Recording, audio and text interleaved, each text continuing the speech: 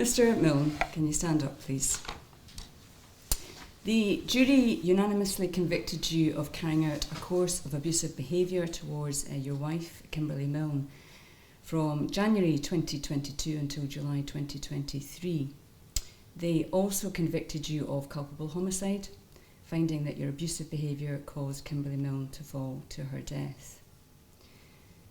Over those 18 months, you repeatedly abused Kimberly Milne. Some of that abuse involved physical violence, including seizing her by the neck, restricting her breathing, repeatedly punching her on the head and body, striking her so that she fell and lost consciousness, and repeatedly choking her.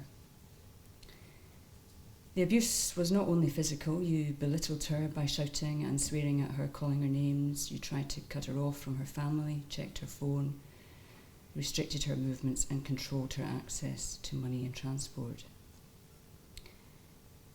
Domestic abuse is rarely about one incident. It's not only about violent acts. It includes more subtle, but nonetheless as harmful, exertions of power and control in a relationship.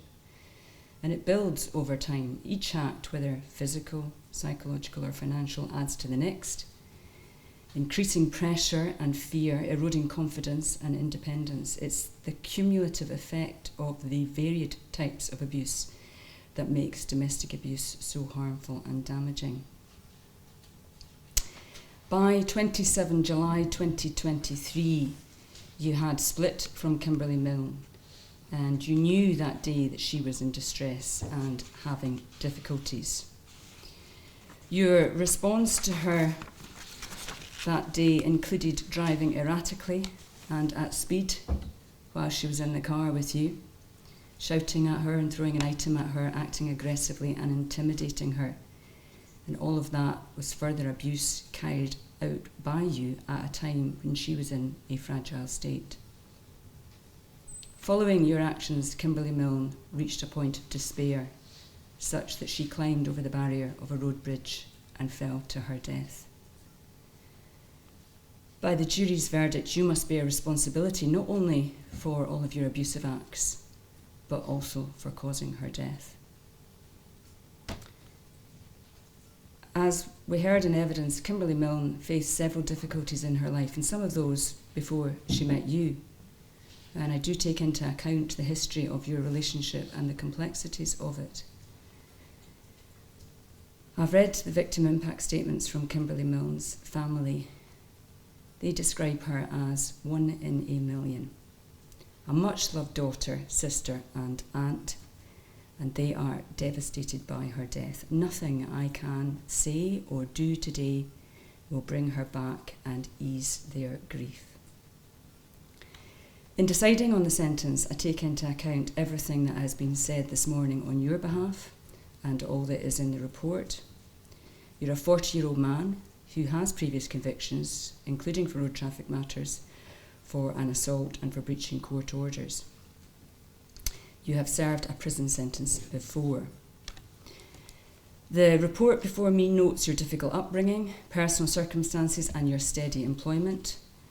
You accept some of your abusive behaviour, but you continue to minimise your actions. You are assessed as posing a high risk of further offending and of causing serious harm. Given the seriousness of these offences, a custodial sentence is the only appropriate disposal, and I consider that the sentence that I am about to impose to be no more severe than is necessary for the purposes of protecting the public, punishing you, expressing concern and disapproval of your offending, as well as rehabilitating you. On the basis of the risk assessment in the report and the nature of your offending, I am satisfied that the normal period of licence would not be enough to protect the public from serious harm from you when you are released, and I therefore impose an extended sentence. That is in two parts. The first part is the period you will spend in prison. Although these are two charges, they describe a continual course of conduct. I therefore impose a single period for the two offences, and that is a period of 8 years imprisonment. 6 months of that is due to the fact that you were on bail at the time. Had the domestic abuse charge stood alone, the period of imprisonment would have been 4 years. Had the culpable homicide charge stood alone, the period of imprisonment would have been 7 years. Looking at the overall sentence, I consider a period of 8 years imprisonment to be appropriate. The second part of the sentence is the extension period, and that begins when you are released from prison. And during that time, you will be supervised in the community under conditions set by the Scottish ministers. If you breach those conditions, you may be returned to custody. If you commit another offence whilst on licence, the court may also deal with you for that. So I set the extension period at 3 years. So the sentence is therefore an extended sentence of 11 years, 8 years imprisonment and 3 years on licence. It is backdated to the 2nd of March 2026 when you were first remanded in custody.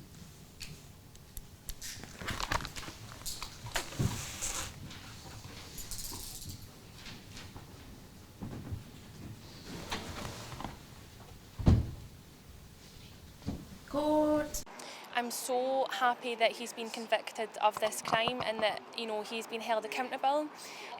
We would have loved a longer sentence, of course, but happy with the outcome and justice for the family.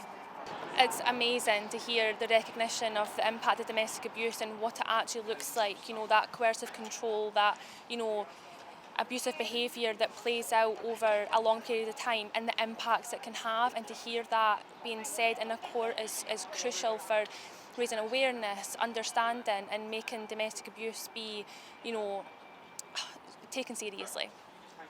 My interpretation of that was that it was complete victim blaming. Just, you know, my personal opinion, that's what I felt that was. There was no accountability taken by Lee on the basis of that statement that the defence solicitor made.